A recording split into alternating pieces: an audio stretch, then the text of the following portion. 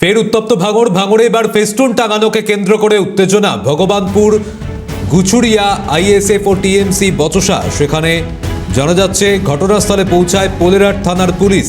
Bhagabanpur গুছুড়িয়ায় ISF ও তৃণমূল বচসা।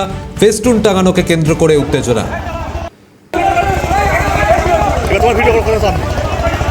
আমাদের সঙ্গে প্রতিনিধি রহমান কাজী রয়েছেন। রহমান, কি পরিস্থিতি সৃষ্টি হয়েছিল?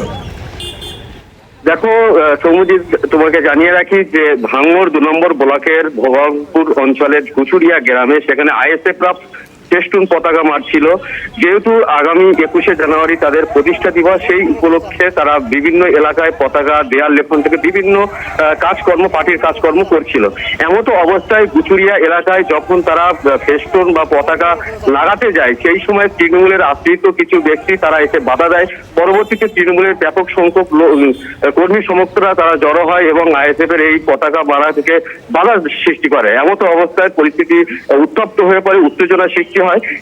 সেই পরিস্থিতি সামাল দিতে পোলেরহাট থানার বিশাল পুলিশ বাহিনী এসে পরিস্থিতি নিয়ন্ত্রণে আনে। অমিজিৎ দা, ধন্যবাদ রহমান।